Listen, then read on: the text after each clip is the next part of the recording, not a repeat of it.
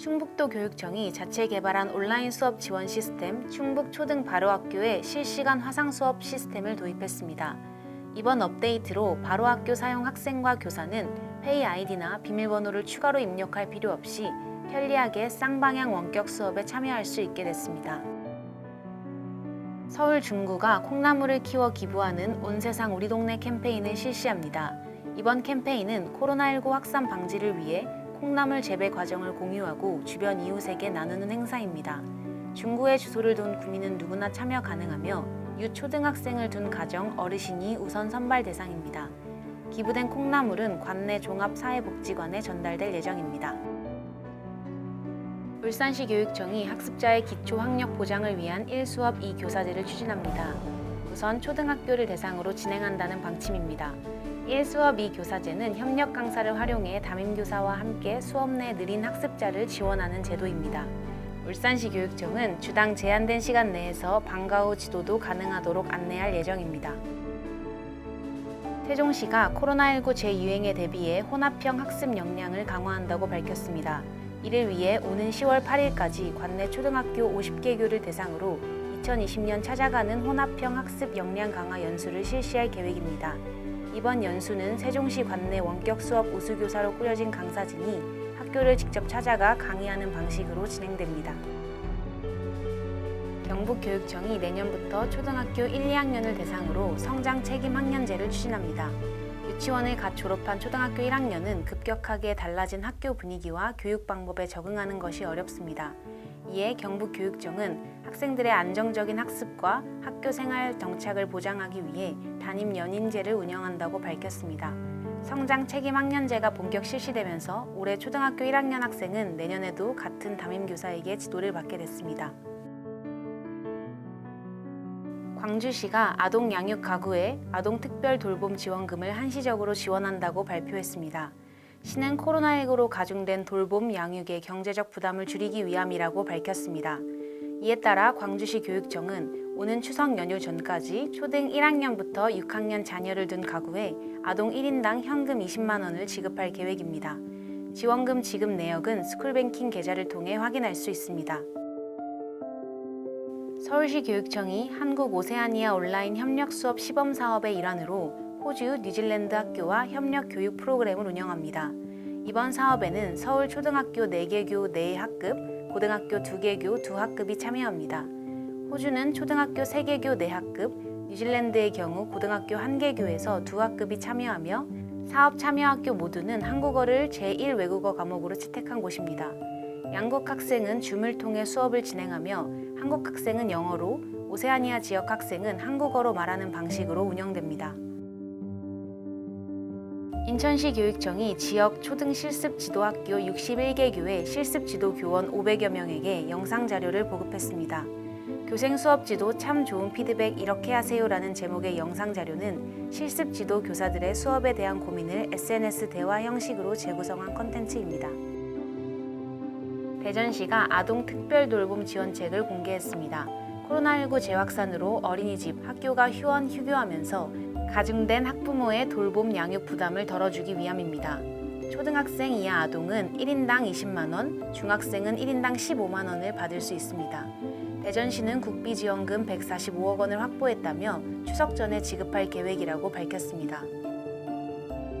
행정안전부가 어린이 교통안전 슬로건을 일단 멈춤, 이쪽 저쪽 3초 동안 사고 예방으로 확정했습니다. 이번 슬로건은 지난 7월 대국민 아이디어 공모에 접수된 1,424건 중 전문가 심사위원회를 거쳐 선정됐습니다. 행정안전부는 어린이 교통사고 중 가장 많은 횡단 중 사고를 예방하기 위해 숫자와 운율을 활용한 슬로건을 채택했다고 밝혔습니다. 향후 각종 어린이 교통안전 교육과 캠페인에 적극 활용될 계획입니다. 강원 화천군이 추석 연휴인 30일부터 10월 2일까지 아동 급식 지원에 나선다고 밝혔습니다. 이번 급식 지원 대상은 급식 제공자의 휴무 등으로 급식 공백이 우려되는 아동 150명입니다. 화천군은 지원 대상 중 80명은 도시락, 58명은 지역 아동센터 급식, 12명은 일반 음식점 이용 티켓을 제공할 계획입니다. 국립부산과학관이 오는 30일까지 드라이브스루로 과학체험 키트를 제공합니다.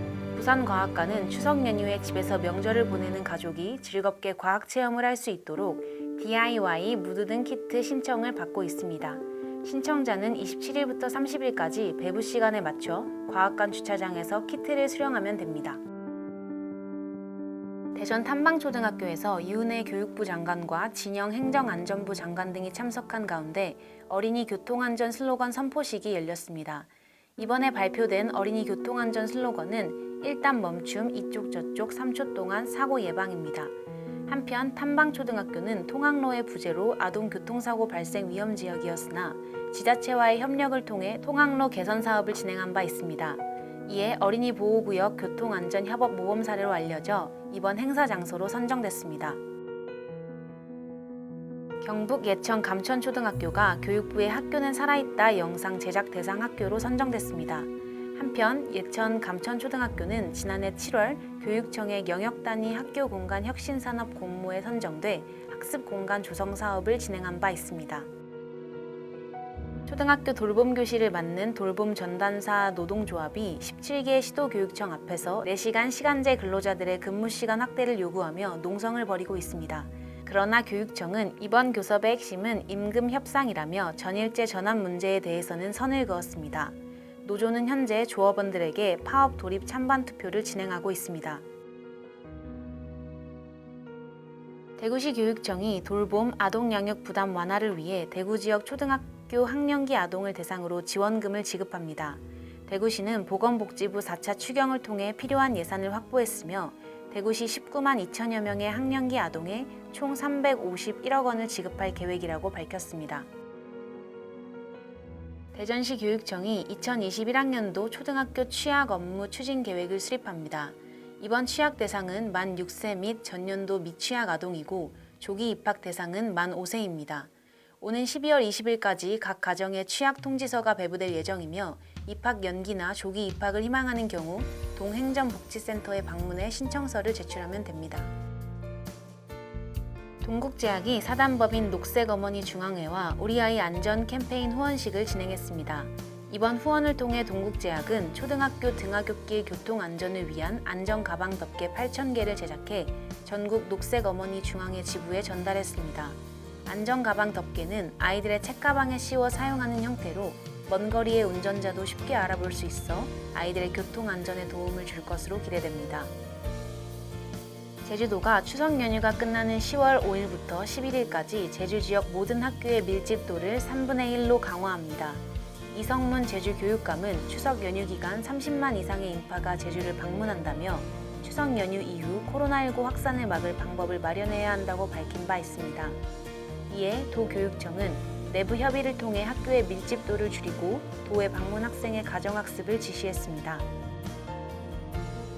의정부 해령초등학교가 온라인 스팀 한마당 축제를 개최했습니다. 이번 축제는 과학 실험을 통해 학생들의 과학에 대한 관심과 흥미를 높이기 위해 기획됐습니다. 해령초는 생활 주변 신기한 스팀 교육을 주제로 학년별 체험 프로그램을 마련했다고 밝혔습니다.